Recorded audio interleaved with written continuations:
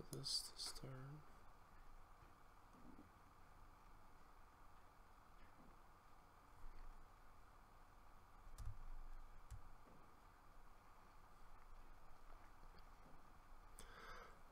All right, fellow Druids, welcome to an episode of Full Circle. This time we are actually live, just to let everybody know who's watching.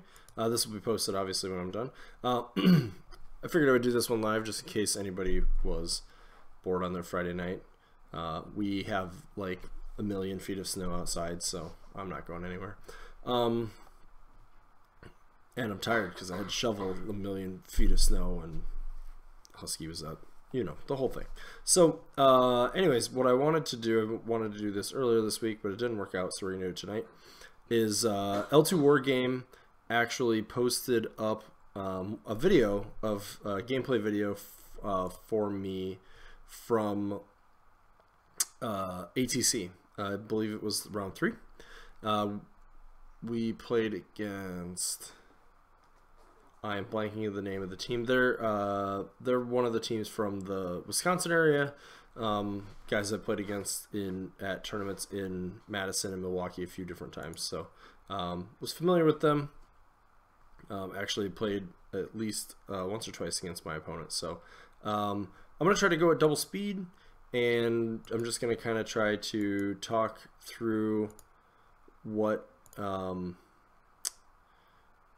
it's been a few weeks now since that event, so I'm going to try the best of my ability to kind of remember what I was thinking and what was going on, and talk through some of what was there. I included the link in the show notes to L2 Wargame's site where the lists and the video is posted, so if you want to go and just like watch on your own time, you can do that. So my laptop is not behaving. Alright, there we go. Alright, let's get that. Okay, so I do have chat going. Alright, we're going to go ahead and get this rolling. I'm going to see if I can mute it really quick. Right, hold on, we're just going to pause. Sorry, you're going to have to look at my face again for a minute. I had something set that I didn't. Pause.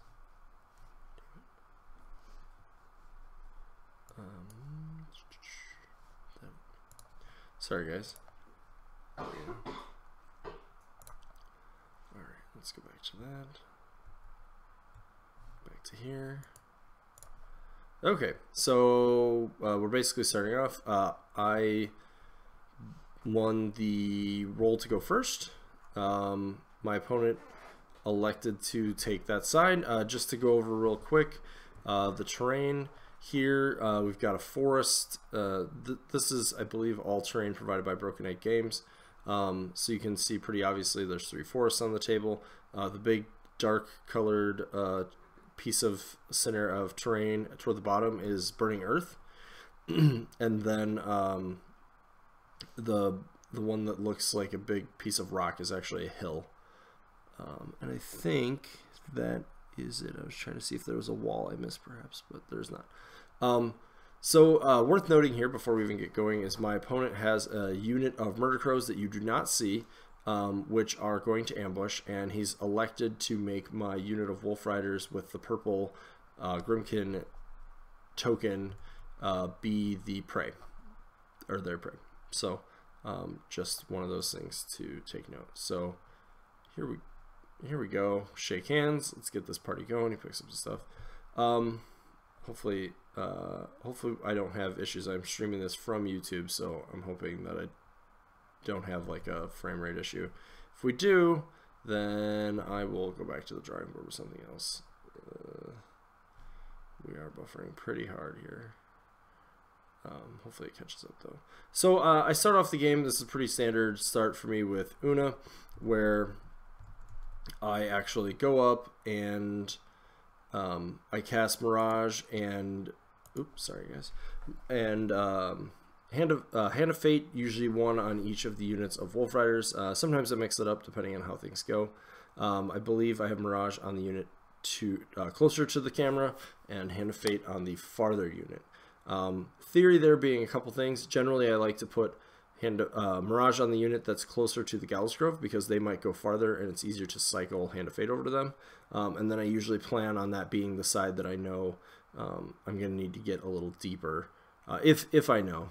In this case, Mirage also went on them because I was expecting the Murder Crows will be coming in that direction at some point, and as a result, I'm going to want to be able to unjam them potentially. One note, I realized watching this and doing a little bit of quick math, a couple Scarsfield's Griffins actually fly up probably a little farther than they should have. I believe it's 21 inches up to the edge of that zone, and their speed 7, so they run 14, and you start at 7, so they should be just towing the back of that zone. So either it's possible that the table was a little off, or that I just did not measure as clearly as I should, and that's unfortunate. So I don't really think it's going to have an impact on the gameplay, but I just wanted to make note of it. So everything's basically running up here. I'm trying to keep things everything ran. I'm trying to use the shifting stones to mitigate some of the fury that's out there. Additionally, you see them around Una. The plan's going to be that Una's going to be able to step forward and use those to teleport backward. And then everything pretty much just runs up. Then my opponent goes. He has Apparition on the Hollow Men, so that's what he's doing up there. He'll do the same down here at the bottom. I did attempt, I don't remember if I measured it, but I did attempt to keep my Wolf Riders from accidentally ending up in 17 inches of them, so that I'm not just giving away free models. Hopefully I did okay. And then I'm trying to remember what he did. So he's got, here we're measuring, I believe he's asking if he can be totally in that forest and engage me with a 2-inch model. I believe we decide that he can, so that's where that Gorehound in the top is going to be going into that forest to engage my Wolf Riders. Let's make sure frames are looking okay. No chat going on. So that's what happens. He runs up there. I'm engaged. He gets fury for that. He spends some more time deliberating. I'm trying to remember. So just of note, one of the things, this is a scenario I really like this Una list on, primarily because I'm able to really put my battle group in the center, which is the zone they can score, and the Wolf Riders really can dominate. That's poor choice of words because that used to be a scoring thing, but they can really be in control of those circle zones. And then of course I have the shifting stones or my caster to kind of be backup for scoring if I need to. I also set up so that I can follow up with my white mane, and where did my shaman go? Should be over by him. Sorry, I'm losing track of stuff. There, yeah, they're right next to each other. So shaman and the white mane there are going to be able to follow up against the Hollow Men, or well, against any of his infantry, to be clear. So one thing you note that I did not, I wish I had another game with this army to show you. Normally I would actually have gone even wider with my Wolf Riders, but he can ambush with his Murder Crows, and I want to minimize the numbers of those that he's going to be able to take advantage of, or to be able to get in on my Wolf Riders, especially this unit down here with Prey. He can't ambush them yet this turn. It's turn 1, but that's one of the concerns that I'm having. I didn't mention this, but of note, this is of course in the Devourer's host theme force, so my Griffins have snacking, so does the Gorax technically, and there's 5 corpses spread between the White Mane and the Ravager Shaman. Okay, so he's running some stuff up. Still, I don't believe he gets any attacks off this turn. As I said, I'm trying to some degree remember how this game went. He's trying to hide behind the forest. Smart move. I think at this point he's pretty concerned about the alpha that he could potentially take, so that's why you don't see him moving up the table very far. it's probably a valid concern playing against this list with the speed, and he does have guns, but he doesn't have a huge amount of attacks. Old Witch does, I believe she uses the ability to make her control range be plus, I think it's +4, and then cast Windstorm. And I think Reconstruct, or that's not what it's called, Respawn went on the Cage Rager there. Not 100% on that, but I think that's what he does. Okay, he passes the turn over to me, so I'm going to Leech Fury. Una's going to go up to 7. She's going to upkeep both of her spells. The Shifting Stones were placed so that I would not have a Fury issue. So there's that. I'm going to go ahead and do my Mirages. There those go, or Apparitions rather. Mirage gives the Apparition. And there we go. Okay. And so then I'm kind of just checking to see like what threats are out there and so forth. Pretty sure I'm lining up to throw a Chain Lightning out with that Shaman probably. Okay. Yep. Yeah, that's a 10-inch. I'm using that 10-inch widget to make sure. So there we go. Make sure I'm rating 10 of that guy. I'm going to be Magic Ability 7 effectively because of the White Man being there to give me +1 to that hit.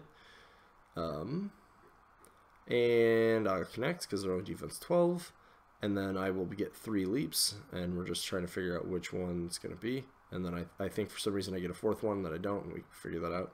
So POW 10s, and I think I kill 3 of the 4 that I connect with. Nope, got them all. Okay. So good job, Ravager Shaman. Being careful about the ambush, as I mentioned before. I'm also, apparently my Wolf Rider got a little on the building there, so I just fix that real quick. I'm probably about to flip back over to the other zone since I still have Hand of Fate on that unit of Wolf Riders. So I want to use that first because the plan is I want to be able to, I potentially want to be able to cycle it over. I don't know that I don't recall, but I think I decided I didn't actually need to. But here we're doing some measuring. I'm seeing what I can possibly get on, and it looks like I'm actually closer to his Rattler than I thought that I was. And so I'm just trying to figure out what charge I'm going to be able to get. So I can definitely get, I think I can get 2 Wolf Riders on that Rattler. I think I can get 2 on the Gorehound, and then and I think 1 more runs. So yep, there I go. I'm going to take my impact attacks on the 2. And one of the big keys on this list is you really want to, the reason the Wolf Riders are in there is you really want to maximize the amount of damage rolls and attacks that you get to make with Hand of Fate on things, and that's why the Wolf Riders are so strong for the list, in my opinion. In this list, the range attacks are not going to be very valuable unless I get assaults, because their range attacks are all range 2, effectively. And so yeah, so I'm that's what I'm doing. We're just measuring to make sure I can actually get there and be in command, I believe, since that one's the leader model that I just moved. So that one gets a no impact attack. I'm able to get 3 inches, again, no impact attack there. I'm just trying to see where this last charge can go. So we throw out a 9. So pretty easy to be able to get kind of wherever. So I go ahead and impact them far enough away not to hit my own model. I hit. I do a bunch of damage probably. Gorehounds are only armor 13, so and he doesn't have any armor buff over there. And then that one just gets into the zone after basically just to be in command. Okay, so here in a second and be safe from potential ambushes. Here in a second I'm going to start trying to kill stuff, so going to town on that Gorehound. I dropped my die on the floor, I think was what that was. That happens a lot. Looks like I hit with a spear, or sorry, thrown javelin, and then I think I hit with the other one. I think that Nope, doesn't quite do it. Alright, so now I'm making my other 2 assault throws on the Rattler. Get it. Do a whole bunch of damage. I believe, if I'm recalling, these dice rolls were actually pretty good. So one of the nice things with Hand of Fate is the more dice you roll, I feel like I'm not a mathematician by trade and by any other means, but I'm pretty sure that the more dice you roll, the more skewed Hand of Fate will make your potential damage rolls. So with the Weapon Master attacks on the Wolf Riders, it's really can be pretty favorable at times. So I kill the Rattler, possibly with my ranged attacks. I'm killing the Gorehound here. Yep, we get that done. I reposition. I realize here that if I don't take that free strike, that they won't be in the zone, and I want to have the ability to potentially score that zone. He hits. It doesn't matter what the damage roll is. He'll kill that model. Flips back to me, and I finish my repositions. Yep, so go totally in the forest there, and then we'll just back up. And I turn a little bit just in case he decides to ambush there from the side. And I'm not really giving up much because of the positioning there. Okay, on this side then, I believe I just decide that I need to move around a little bit, so I decide I'm not going to need to cycle Hand of Fate. I just want to be positioned to keep these guys as safe as I can, and because they're too far away kind of from the Hollow Men, I'm more interested in the zone, so then I've got plenty of ways to retaliate. So now I'm just moving some Griffins around, sort of checking to see where my threats are. I want to be as threatening as possible, basically, but not giving up anything to one of his Nayslayers that pretty trivially will, a couple of them can take down a Griffin if I'm not careful. So I'm putting out some elusives because I know I'm not going to really be going in on attacks, and I might as well make sure that I'm keeping a few extra alive. Plus I'm going to need a little bit of Fury. The White Mane moves into the forest there. That'll make him, give him concealment, and it'll give him +2 defense against melee, neither of which are particularly concerning. Again, I'm sort of setting him up because if he comes into the zone with those Hollow Men, I want to be able to retaliate. So that's kind of what he's setting up there. Let's see. Linissa just sort of gets into an interesting position. I think I decide Una stays there. The Gorek's kind of sidled up. I did not move the shifting stones. I could have used them to mitigate some fury, but realistically speaking, I just want them so Una can step forward later if she wants to be able to be placed backward to be safe. So being that this is turn 2, he goes ahead with the ambush. And so I'll comment more when we can see, but at this point, obviously the most concerning thing is he can probably do some work with his Hollow Men into my Wolf Riders. Not going to be terribly surprised there. And I think he tries to use the Witchwood on a Wolf Rider to move and make some frustration there. So let's see how this plays. Yeah, that's what he's measuring there. He's hoping he can hit with the Witchwood on a Wolf Rider and then move it and make an attack. I think he makes an attack. Pretty wise strategy actually in this case, because the Cav models are pretty good all around, and they can move a long ways to get their attacks. So, pardon me.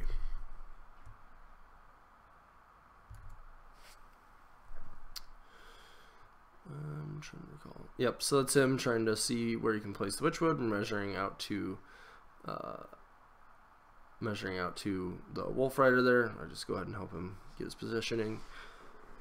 He hits it with an 8. He needed a 7. So just puts her in a place that makes her kind of useless to me. She attacks one of those griffins. I believe she... Well, let's see. I think she misses. He should have... oh, Hand of Fate doesn't apply because the model, while it's under his control, is so low, I believe. He's double checking kill box. I think I asked him just because he was back pretty far, but no worry there.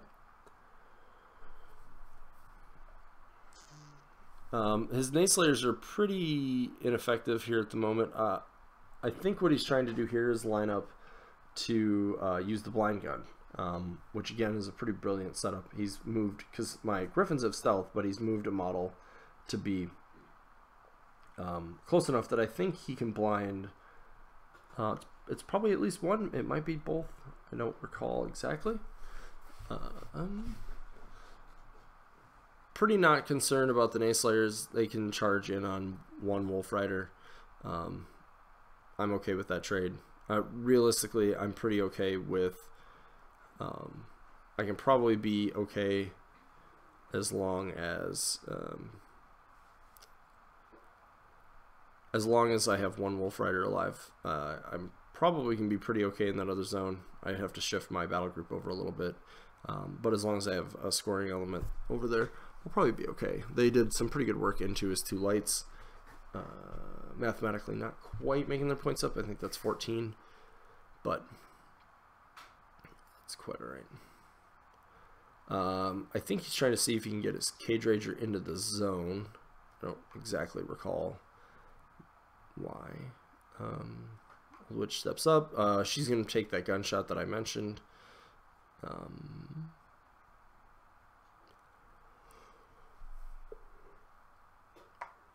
Pardon me. Yep, she hits. They're blind. And there's a cloud in the way. So we will have to deal with that next turn. I don't think he has anything that can really get on those 2 Griffins or Wolf Rider from where he's sitting. He could possibly shoot at the Wolf Rider, of course, but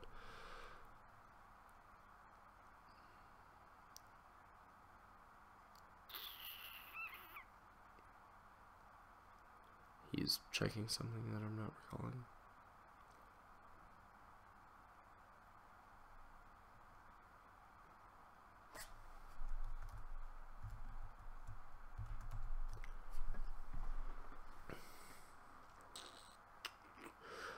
And again, I'm waiting for his Murder Crows to come in on the top and to see what he's doing. So the other situation that he's in here, and this is why going first with this list can be extremely powerful, in my opinion, is I have now he has no choice but to enter those zones, and I'm kind of dictating the way that engagement is going to happen. He realistically can't really just keep the hollow men back. He obviously is going to be able to contest with some Murder Crows, but sort of the same in both places. You know, he's got that Cage Rager up there because it has to. He can't risk it not contesting there. He's trying to put those Nayslayers so they can threaten me in reprisal. He's going to have to do something similar here on the bottom end. I don't remember exactly what it looks like yet. Oh, the Nayslayers were actually charging the Wolf Rider leader. So when I promote her, I change her facing to be more advantageous, which is something you can do. Then he's contesting with 1, backing up. No big deal there. So, but again, he does have to get stuff in the zone over here, or I'm just going to score the zone pretty trivially. And that's kind of what he's trying to do. He's got, let's see when he's done moving. Looks like there ends up being 3, I think, Hollow Men in the zone, as well as the 1 Nayslayer and the, not Skin and Bones, Cage Rager on that top zone. And the Cage Ragers contesting the center zone as well.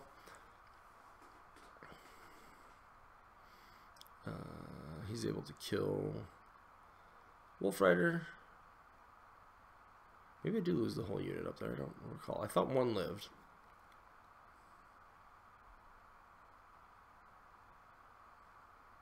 Oh, that's right. The one that he moved over there is going to live because he doesn't have any shots on it.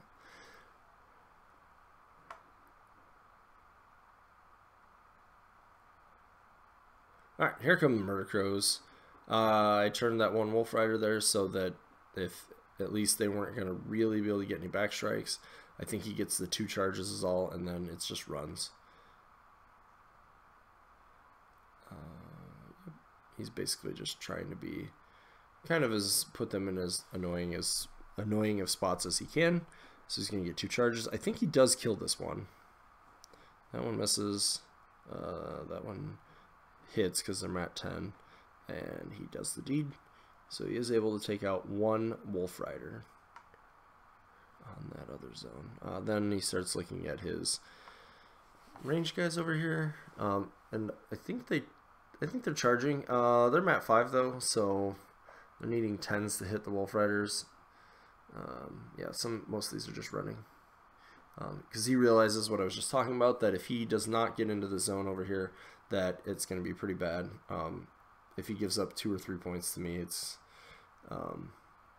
that's just game like by itself.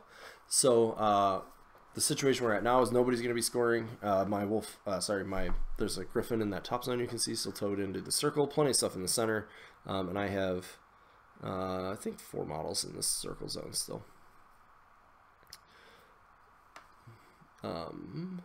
He's trying to put the Nayslayers in some threatening positions.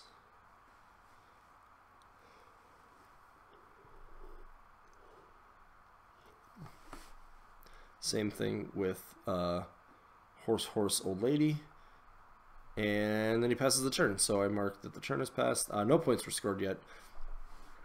Una gets all her fury back. We shake the blinds, I believe, for the 2 that he hit. I'm looking at the Night Witch there to see if I can kill the one Nayslayer and then work my way through as much of that unit as possible. I think I end up deciding that I'm not going to really get... Yeah. She's just far enough back. She's not really going to get much value there. So I opt... I believe I opt not to do that.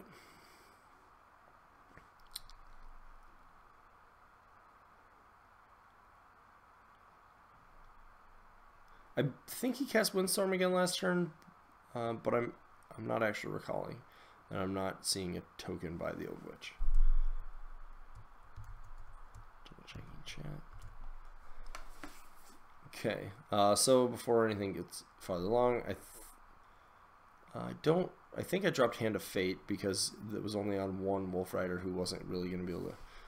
Well, I was able to promote her, so maybe I think I dropped it. So here I pretty much am trying just to get my Wolf Riders on jam. I'm mostly concerned. I want to kill as many Murder Crows as I can, of course, but I'm mostly concerned with the 2 that are in the zone. My objective this turn is basically to score at least 2 points, and then possibly 3. I decided to Ice Bolt that guy, I guess, and I do. He dies.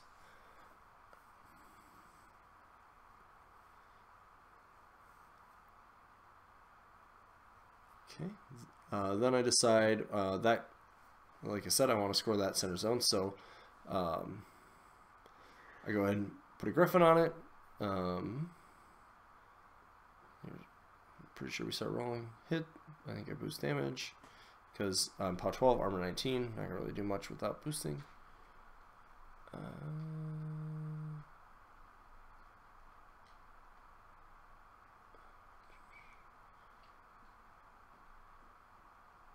going to make a couple other attacks there.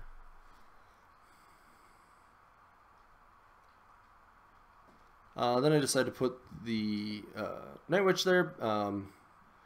Making sure that I get a couple boosted damage rolls in there. Just trying to soften him up a little bit. And Grievous Wounds. Oh, and it was really important for Grievous Wounds. So he had respawn on him. Grievous Wounds prevents healing, making that play actually very important. because now that's an effect I don't have to worry about. She's going to run just over there to the zone, be on the hill and in the zone, so that I can potentially score that top circle if I can clear out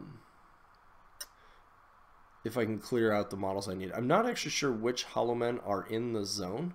It may have just been the one that I ice bolted. The one over here looks close, but I'm not recalling specifically if that was the case. I'm going to use my Ravager Shaman here. The goal is to be able to buy, because he has corpses, he's actually Mat 8 because of the white mane there, so his goal is to be able to take out as many of those as possible. Power 12s just kill them. So I'm going to use Battle Wizard. I'm going to try to hit that guy. I don't remember. I think that's what I'm looking at. So I hit, get 2 leaps. Oh, okay. So I Battle Wizard the 2 that I said I cared about. I do hit my own model, but don't kill her, so that's nice. And then I'm making melee attacks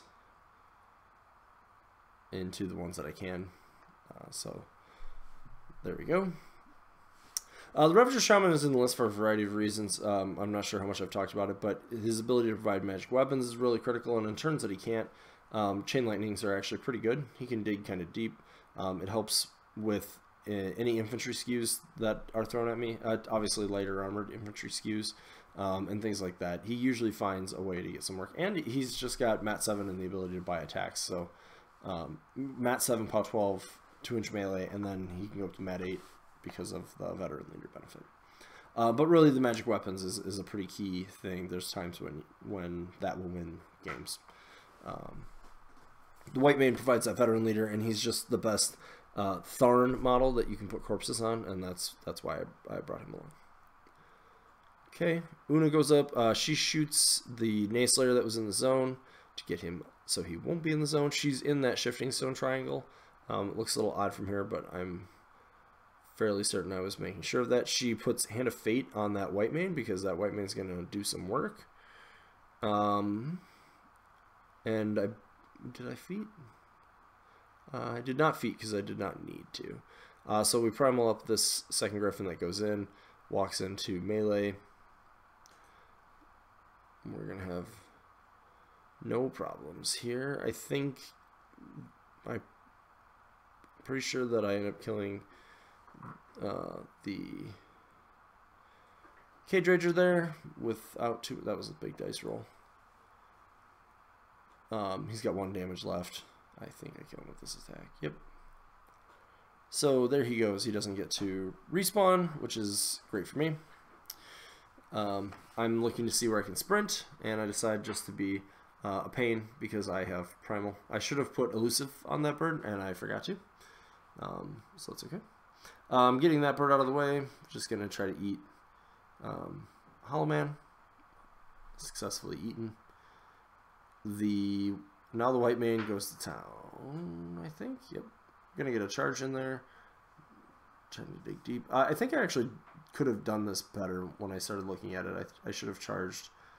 That model's fine to charge. I think I should have attacked. I think I attacked the...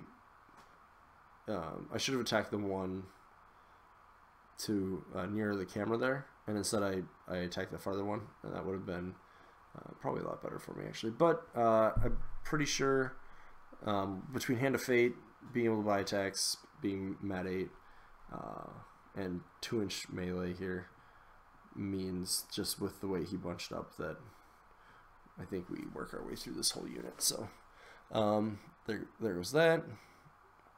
We're gonna get in there, kill a guy, get in there, kill a guy. Yep, he did. Kill the last guy, and then just get to the edge of the zone so that if he wants to charge his Nayslayers, he pretty much has to choose going past that guy or, yeah. I decided to get annoying, sorry, not annoying. I put my Wolf Riders in annoying places so that I can continue scoring in that zone over there. I think I haven't activated that Griffin, so I'm pretty sure what I'm about to do is turn around and kill those 2 murder crows, because it's going to take that that bird out of the game kind of for a turn because of how far away it's going to be, but those are the only 2 like remaining threatening pieces over there, and yeah, so we get rid of those. Move the Gallows Grove up so if I need to contest with it later. Decide that tree needs to die. I'm going to be too far to sprint there, I'm pretty sure. Maybe dice off 6 on the charge. Boost.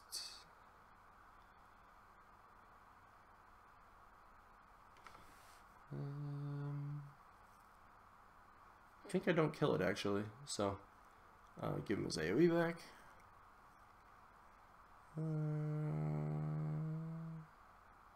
And we place her back just a little bit just to be on the safe side. So I think I do score 3 this turn. It might be only 2. I'm not exactly recalling. I'm trying to be safe about being blinded.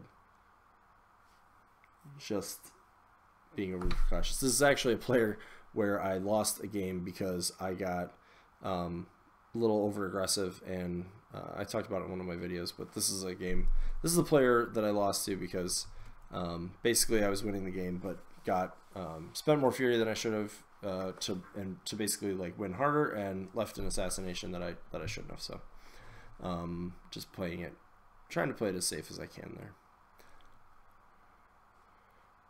And then I believe I flipped the turn to him.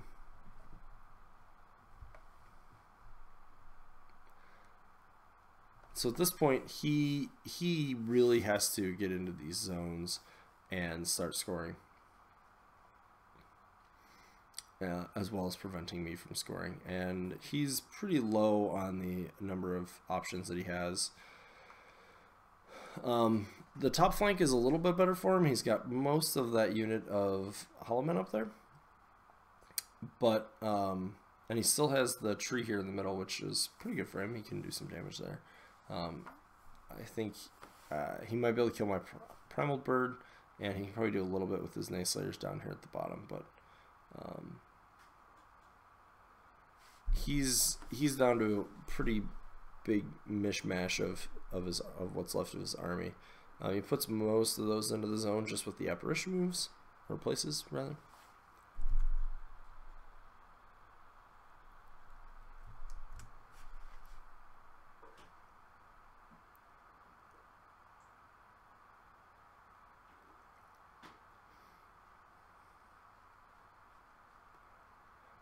You'll probably notice too that I have quite a bit of fury out on the table. Actually, it's not too bad.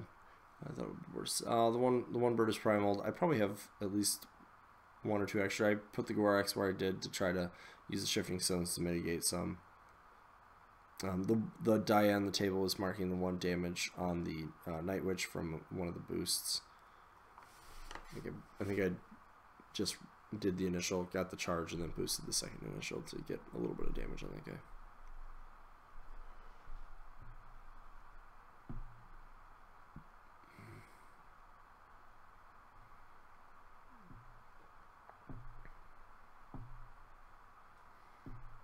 Okay, he decides to place, measures 5. I think he's trying to take control of, yeah. And then, I don't remember what model she's attacking there. I think she misses though. Yeah.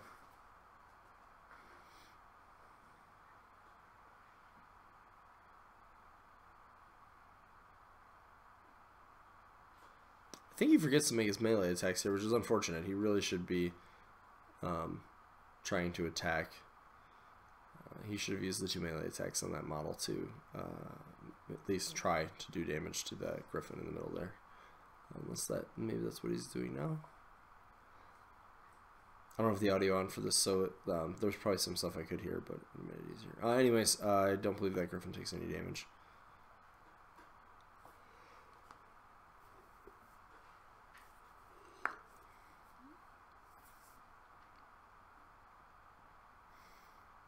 Which goes up. I think she's going to attack the Griffin there.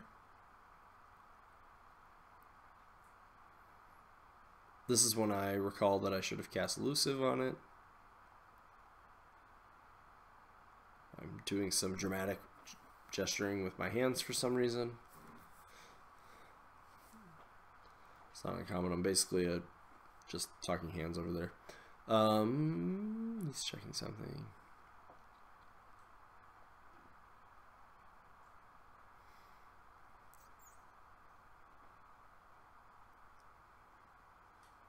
Oh, she feeded, I believe, so she's using her D3 to make 2 Nace Sliders because there's one missing from each unit. He didn't, I think he was confused. There was some confusion with how that worked that we cleared up. So he gets his Nace Sliders back. They can't make attacks. They can only advance.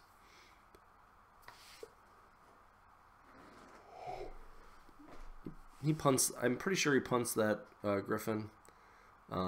I think if it had Elusive, he would have just failed this, if I'm not mistaken. Because I think he missed somewhere in there. But he gets it. That's okay. And a Primal, it killed that Cage Rager, so pretty okay with that. Still have 5. So he's killed 4 Wolf Riders, 5 Wolf Riders, 1 from one unit, 4 from the other. He's killed 1 Griffin. He throws down Blind on this one, I believe, after casting the Animus of Horse Lady.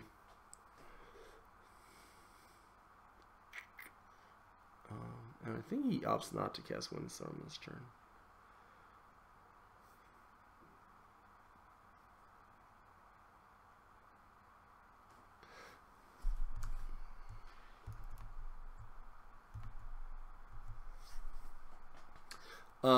Nace Slayers are trying to get in there. I think he's trying to impact.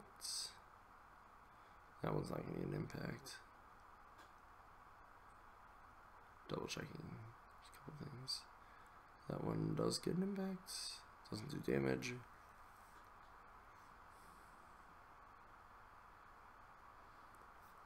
I just run. So at this point, the oh, it looks like he did try to get charges on the Wolf Riders. The White Mane does a pretty good job of getting in the way there, so I'm not going to lose too many Wolf Riders. I probably could have kept them back even a little bit farther in hindsight. But he does not make his tough roll on the charge that went on him, so he bites it. But he got his 0 points back in that game for sure. Okay.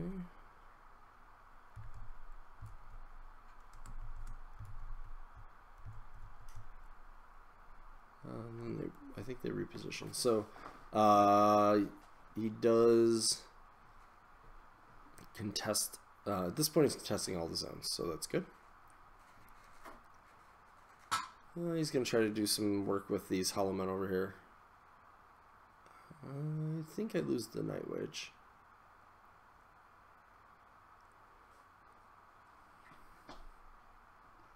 She's probably the most important model at the moment on that side to kill, because if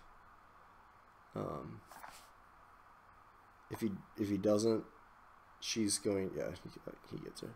If he didn't, she was going to eat that entire unit of hollow men. So I think he takes some shots at that Griffin.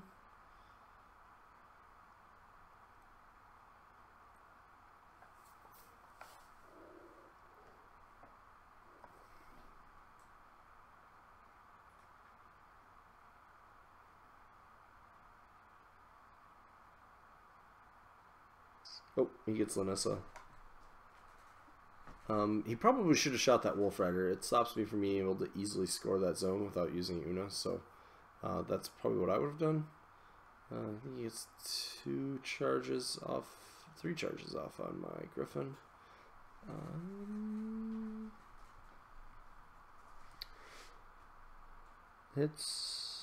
Does some damage. Oh, that one's blinded too, so even more likely. Let me kill this one. Yep. And then we move to do a little bit more contesting.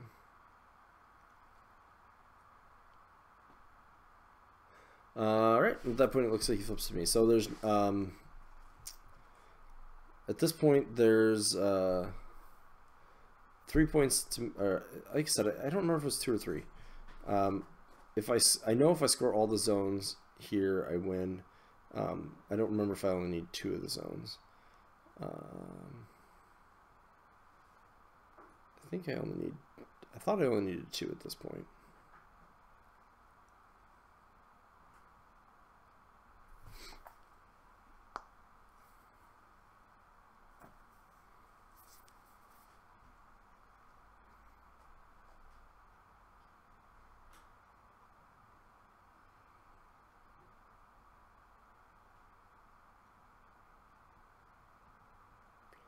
Position so I can attack the Witchwood and that Gremlin, or Nayslayer, I think that's the plan, yeah.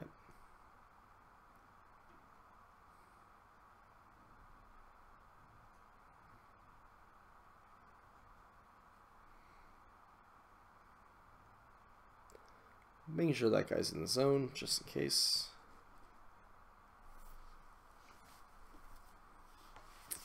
Basically here I'm looking to see how I can get the zones cleared, so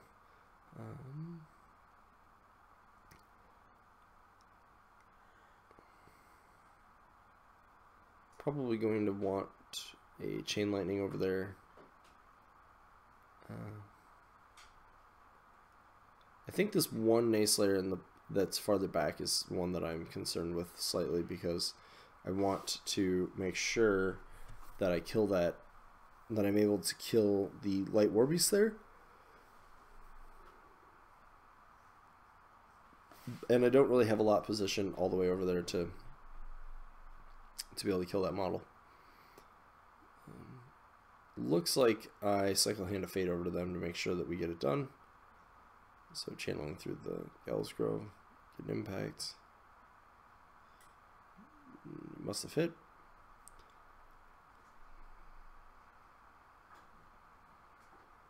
Does some damage.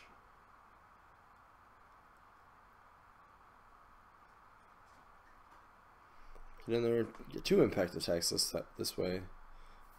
Hopefully kill that Nayslayer. I do. Get there. Okay, and then this one, I think I realized that I need this guy dead more, so I just get in there. Impact. I don't recall if I hit with the impact or not.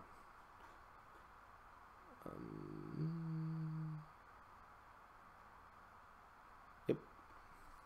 Or possibly it was with the throw. Alright, so now I'm taking my assault shots on this last model.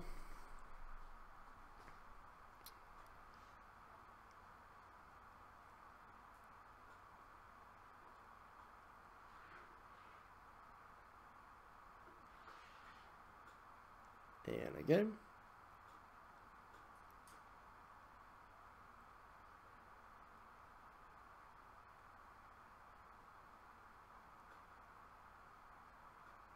And I need to kill that last guy. And I think I must have scored 3 the turn before.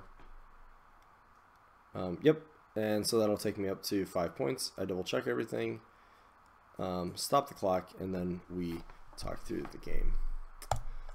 So that was my tournament game from... Let's flip the camera back here. And I'm slouching really badly. Thanks to L2 Wargame. That was from ATC. That was our round 3. That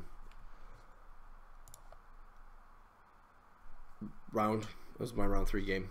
I started saying that really awkwardly. We ended up winning that round 3-2, I think. Yeah, because we didn't lose. We lost our first games both days. So, our first matches both days. So, anyways, that's a game of my Una2 list. I didn't have any questions during the chat. Nobody jumped on. People had better things to do on their Friday night than I did. And but if you do have some after you watch the playthrough, either my talking through it or if you watch it on your own, let me know. If this is the type of video that you would like to see more of, also let me know. Or if there's ways I could do better if I do another one of these, let me know that too. And as always, if you like my content, subscribe to the channel, you can hit the bell to remind you when we'll be on. Share the video on any social media that you'd like. Feel free to jump in my Discord channel or my Facebook group for Full Circle. Both cases, Full Circle. The links are in the video description. So thanks again for watching, and we'll see you next time.